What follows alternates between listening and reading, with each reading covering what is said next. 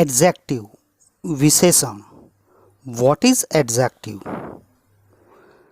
The adjective is a word that says something more to the noun or pronoun. Noun કે પ્રોનાઉનના અર્થમાં વધારો કરતો જે શબ્દ હોય તેને એડજેક્ટિવ કહેવામાં આવે છે. Example, red rose, beautiful bird, rich man. રોઝનું વિશેષણ છે રેડ, બર્ડનું વિશેષણ છે બ્યુટીફુલ અને મેનનું વિશેષણ છે રિચ. તો અહીંયા રેડ, બ્યુટીફુલ અને રિચ આ જે શબ્દો છે રેડ, બ્યુટીફુલ અને રીચ એ વિશેષણ છે. વાક્યમાં વિશેષણને જાણવા માટે આપણે ગુજરાતીમાં કેવું, કેવા, કેવી, કેવો એના વડે પ્રશ્ન પૂછીએ તો આપણને જે જવાબમાં શબ્દ મળે તે એનું એડજેક્ટિવ હોય છે.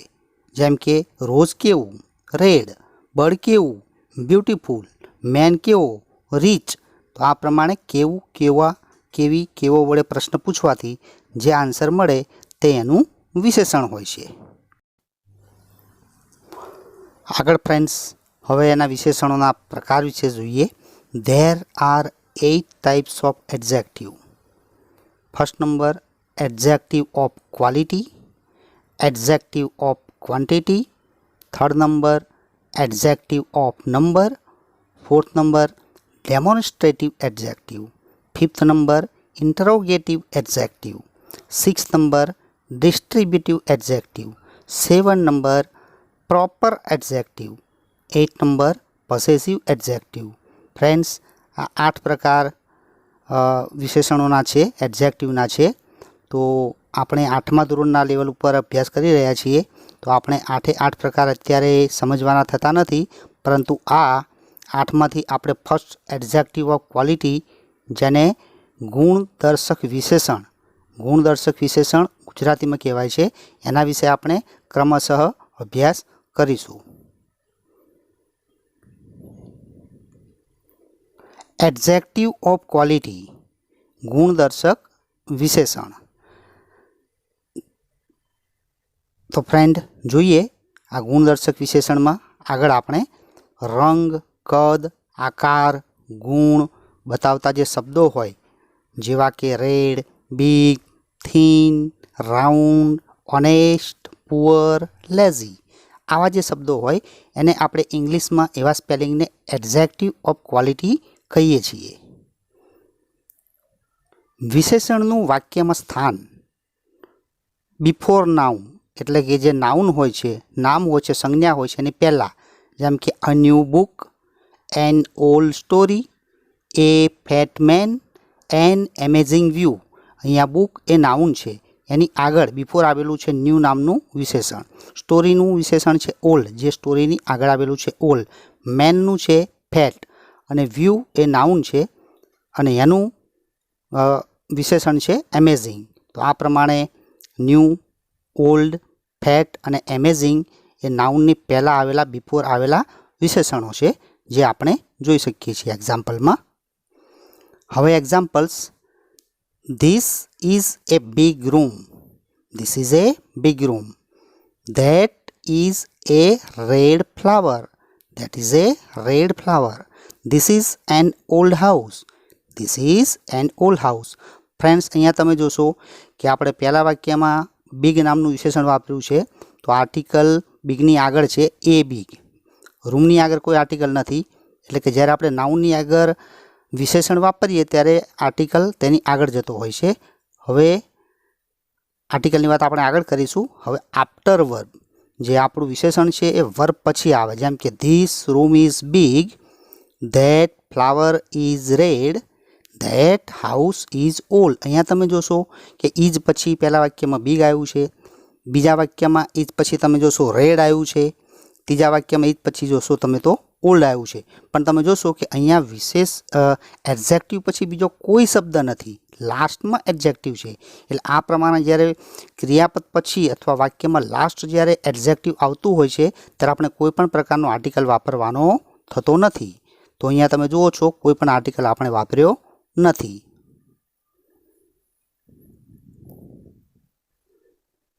યાદ રાખો, don't use a or an when the adjective is after the verb. How to use article. આર્ટિકલનો કેમનો ઉપયોગ કરવો આપણે આગળ વાત કરી હતી. આગળ લઈએ ટોપિક એને. This is a book. This is a big book. This book is big. અહીંયા તમે પહેલું સેન્ટેન્સ જોશો તો ધીસ ઇઝ એ બુક, એમાં કોઈ વિશેષણ નથી, પણ બુકને ધ્યાનમાં રાખીને એ આર્ટિકલ વપરાયો છે. બીજું વાક્ય તમે જોશો તો this is A big book, તો અહીંયા આપણે એડજેક્ટિવનો ઉપયોગ કર્યો છે બિગ, અને આર્ટિકલ બિગને ધ્યાનમાં રાખીને મૂકવામાં આવ્યો છે a big book. This book is big. અને પછીના વાક્યમાં આપણે વિશેષણને પાછળ લઈ ગયા છીએ ક્રિયાપદ પછી, તો અહીંયા કોઈ આર્ટિકલનો યુઝ થતો નથી. તો અહીંયા તમારે ધ્યાન રાખવાનું છે ફ્રેન્ડ્સ કે જો વિશેષણ વાપરીએ તો વિશેષણને ધ્યાનમાં રાખીને વિશેષણના ઉચ્ચાર, એના સ્પેલિંગના ઉચ્ચાર પ્રમાણે આપણે આર્ટિકલ એ અથવા એન મૂકવાનો છે, નહીં કે નાઉનને ધ્યાનમાં રાખીને. બીજું એક એક્ઝામ્પલ લઈને વિદ્યાર્થી મિત્રો સમજીએ. ધીસ ઇઝ એ બુક, તો અહીંયા બુકની આગળ એ આર્ટિકલ છે. This is an old book, પણ તમે અહીંયા બીજા વાક્યમાં જોશો તો બુકની આગળનો આર્ટિકલ નીકળી ગયો, પણ ઓલ્ડમાં ઓ બોલાય છે, તો ઓ એ વોવેલ છે, સ્વર છે, એટલે એની આગળ એન આર્ટિકલ આવ્યો. તો this is an old book. તો અહીંયા ખ્યાલ આવશે તમને કે આપણે વિશેષણ વાપરીએ ત્યારે વિશેષણને ધ્યાનમાં રાખીને જ આર્ટિકલ મૂકવાનો છે, નહીં કે નાઉનનો આર્ટિકલ આપણે રિપ્લેસ કરવાનો છે. This is an old book. This book is old. અને લાસ્ટ સેન્ટેન્સ જે છે એમાં આપણે વિશેષણને પાછળ વાપર્યું છે, એમાં કોઈ આર્ટિકલ આવતું નથી. હવે ફ્રેન્ડ્સ આગળ જોઈએ કે બિફોર નાઉન આફ્ટર વર્બ. અહીંયા જે સેન્ટેન્સ આપેલા છે કમ્પેરિઝનમાં કે નાઉનની પહેલાં આપણે જ્યારે વિશેષણ વાપરીએ તો શું કેવી રીતનું વાક્ય બને છે, શું ધ્યાનમાં રાખવાનું, અને આફ્ટર વર્બ જો ક્રિયાપદની પછી આપણે વિશેષણ મૂકીએ તો શું ધ્યાનમાં રાખવાનું. પહેલું સેન્ટેન્સ છે friends, this is an old book. તો તમે અહીંયા જુઓ છો કે બુક એ નાઉન છે અને એની આગળ આપણે વિશેષણ મૂક્યું છે ઓલ્ડ, અને ઓલ્ડને ધ્યાનમાં રાખીને એન આર્ટિકલ મૂકેલો છે. એ જ વાક્યને આપણે આફ્ટર વર્બમાં લઈ જઈએ તો ધીસ બુક ઇઝ ઓલ્ડ. તો અહીંયા ક્રિયાપદ પછી તમે જુઓ છો કે એડજેક્ટિવ આવેલું છે, એટલે એમાં કોઈ આર્ટિકલ વપરાતો નથી. અહીંયા ઓલ્ડ જે વિશેષણ છે એનો અર્થ તો સરખો જ રહેશે. બીજું sentence, this is a big room. અહીંયા રૂમ એ નાઉન છે અને એના માટે વાપર્યું છે વિશેષણ બિગ. તો અને એની આગળ આર્ટિકલ છે એ, અને આફ્ટર વર્બની અંદર ધીસ રૂમ ઇઝ બિગ, એમાં કોઈ વિશેષણની આગળ કોઈ આર્ટિકલ આવતો નથી. Third sentence, Gopal is a brave boy. Brave A adjective છે બોયનું, અને એની આગળ બીને ધ્યાનમાં રાખીને બ બોલાય છે, માટે એ આર્ટિકલ મૂકેલો છે. ગોપાલ ઇઝ બ્રેવ, એમાં આફ્ટર વર્બવાળું વાક્ય છે કે જેમાં વિશેષણ પાછળ આવે છે. Fourth sentence friends, peacock is a beautiful bird. હવે બર્ડ એ નાઉન છે અને એનું વિશેષણ છે બ્યુટીફુલ, અને બ્યુટીફુલને ધ્યાનમાં રાખીને એ આર્ટિકલ મૂક્યો છે. અને એ સેન્ટેન્સને આપણે આફ્ટર વર્બ બાજુ જોઈએ તો પીકોક ઇઝ બ્યુટીફુલ, તો એમાં વિશેષણ છેલ્લે આવે છે વર્બ પછી, એટલા માટે એમાં કોઈ આર્ટિકલ વપરાતો નથી. તો ફ્રેન્ડ્સ અહીંયા કીપ ઇન માઇન્ડ, ધ્યાનમાં રાખવાનું છે કે જ્યારે પણ આપણે આર્ટિકલ વાપરીએ અને આર્ટિકલ વાપરવાનો હોય તો જ્યારે વિશેષણ આવતું હોય તો વિશેષણની આગળ આર્ટિકલ આવે છે, અને વિશેષણના શબ્દને ધ્યાનમાં રાખીને આર્ટિકલ એ અથવા એન મુકાય છે. પણ આફ્ટર વર્બ ક્રિયાપદ પછી જ્યારે આપણે વિશેષણ વાપરીએ છીએ, લાસ્ટ સેન્ટેન્સમાં લાસ્ટ આવતું હોય ત્યારે આપણે જોઈએ તો કોઈ પણ પ્રકારનો આર્ટિકલ એ અથવા એન વાપરવાનો થતો નથી. તો ફ્રેન્ડ્સ આ જે ટૉપિક છે એ બરાબર ધ્યાનથી તમારે સમજવા જેવો છે, કેમ કે 8મા ધોરણની અંદર આ જ એક મેઇન ટૉપિક છે જે તમારે વ્યવસ્થિત સમજવાનો છે કે વિશેષણ વાપરીએ તો આર્ટિકલ એ અથવા એન ક્યારે મુકાય, ક્યારે ન મુકાય, બિફોર નાઉનમાં ક્યાં આર્ટિકલ આવે અને આફ્ટર વર્બમાં આર્ટિકલ આવે કે નહીં તેનું બરાબર તમારે ધ્યાન રાખવું જોઈએ. આગળ જોઈએ friend, rewrite the sentences using the opposite of the underline words. Using the opposite of the underline words, રેખાંકિત કરેલા શબ્દોને જગ્યાએ આપણે અપોઝિટ વાપરવાનું છે. Ratan is a dishonest man. Ratan is a dishonest man. તો ડિસઓનેસ્ટ મેન છે, મેનનું વિશેષણ છે ડિસઓનેસ્ટ. હવે ડિસઓનેસ્ટમાં ડી આવ્યો છે અને ધ્યાનમાં રાખીને એ આર્ટિકલનો ઉપયોગ થયો છે. હવે આપણે વાક્ય બનાવ્યું, Ratan is an honest man. આપણે શું કર્યું, એ આર્ટિકલ હતો પણ ડિસઓનેસ્ટનું ઓનેસ્ટ થયું તો આપણે એન વાપર્યો. The moon is visible today. હવે અહીંયા ઇઝ છે, હવે વિઝિબલ એ આપણું વિશેષણ છે, વિઝિબલનું ઇનવિઝિબલ બનશે તો ધ મૂન ઇઝ વિઝિબલ, તો વિઝિબલનું ઇનવિઝિબલ વાક્ય બનશે the moon is invisible today. વિઝિબલનું શું બન્યું? Invisible today. Veer was a foolish boy. તો અહીંયા ફૂલિશ બોય, ફૂલિશનું ક્લેવર બનશે, ક્લેવર, ફૂલિશનું અપોઝિટ આપણે ક્લેવર બનશે અને એ પ્રમાણે આપણે વાક્ય બનાવશું. ફૂલિશના એપને ધ્યાનમાં રાખીને આગળ આર્ટિકલ એ મૂક્યો છે, વીર વોઝ એ ક્લેવર બોય. તો અહીંયા આપણે ફૂલિશનું ક્લેવર વાપરીને વાક્ય બનાવ્યું. Climbing a mountain is very easy. તો અહીંયા ઇઝ છે અને છેલ્લે વિશેષણ છે એટલે કોઈ પણ પ્રકારનો આર્ટિકલ વિશેષણની સાથે વપરાયો નથી, આપણે જોઈ શકીએ છીએ. તો એનું વાક્ય બનશે climbing a mountain is very difficult. ઇઝીનું શું વાપર્યું આપણે? ડિફિકલ્ટ વાપર્યું. Look at that ugly bird. તો અહીંયા બર્ડ, અગલી બર્ડ, અહીંયા તમે જુઓ છો કે look at that ugly bird. તો અગલીનું આપણે બ્યુટીફુલ કરવાનું છે અને એનું વાક્ય આપણે બનાવશું, જોઈશું. લુક એ ક્રિયાપદ આગળ છે અને ક્રિયાપદ પછી આવે છે એટલે અગલીની આગળ કોઈ આર્ટિકલ વપરાયો નથી. Look at that beautiful bird. તો આપણે અગલીનું શું વાપર્યું? બ્યુટીફુલ. છઠ્ઠું વાક્ય ફ્રેન્ડ જોઈએ. Piyush is a tall boy. Tall છે, ટોલ બોય, ટોલનું અપોઝિટ આપણે મૂકશું શોર્ટ અને આર્ટિકલ એમાં ટોલની આગળ એ વપરાયો છે. Piyush is a short boy. ટોલનું શોર્ટ કર્યું. The river is empty. Empty એટલે ખાલી. હવે એમ્પ્ટીનું ફૂલ મૂકીને આપણે બનાવશું the river is empty. Sorry, અહીંયા એમ્પ્ટી નહીં પણ ફ્રેન્ડ્સ ફૂલ આવશે. The river is full. It is bad to breathe impure air. બે વિશેષણ છે, ઇઝ પછી બેડ આવ્યું છે અને ઇમ્પ્યોર પણ આવ્યું છે, ટુ બ્રેથ પછી પણ ઇમ્પ્યોર આવ્યું છે અને વર્બ પછી છે, આર્ટિકલ ક્યાંય વપરાયો નથી. હવે બેડનું ગુડ અને ઇમ્પ્યોરનું પ્યોર કરીને વાક્ય બનાવશું. It is good to breathe pure air. It is good to breathe pure air. આગળનું વાક્ય જોઈએ. Are those real flowers. તો આર પછી આવેલું છે, રિયલ છે, વાસ્તવિક, સાચા. વાક્ય બનાવશું આપણે. Are those artificial flowers. રિયલનું આર્ટિફિશિયલ કર્યું. 10મું sentence friends. Why is that old man tired. ઓલ્ડનું આપણે યંગ મૂકીને વાક્ય બનાવશું. ઓલ્ડનું યંગ મૂકશું, અપોઝિટ વિશેષણ. Why is that young man tired. ઓલ્ડનું શું કર્યું? યંગ કર્યું. Vikram was a kind boy. કાઇન્ડનું આપણે ક્રુઅલ કરશું અને આપણે વાક્ય બનાવશું. કાઇન્ડનું ક્રુઅલ મૂકીને અપોઝિટ મૂકીને આપણે વાક્ય બનાવશું. કાઇન્ડ બોયનું ક્રુઅલ બોય અને આપણે વાક્ય બનાવશું. કાઇન્ડનું ક્રુઅલ થશે અને Vikram was a cruel boy. Vikram cruel boy હતો. That is a costly shirt. Costly એટલે મોંઘું અને એનું વિરોધી બનશે cheap. That is a cheap shirt. That is a cheap shirt. આગળ જોઈએ friend. Mohanbhai is a poor man. Poor એટલે ગરીબ અને રીચ એટલે પૈસાવાળા. એનું વાક્ય બનશે Mohanbhai is a rich man. છેલ્લું વાક્ય ફ્રેન્ડ જોઈએ. Tarak is a lazy boy. તો Tarak is an active boy. આ પ્રમાણે ફ્રેન્ડ્સ આપણે અપોઝિટ મૂકીને એક્સરસાઇઝ કરી.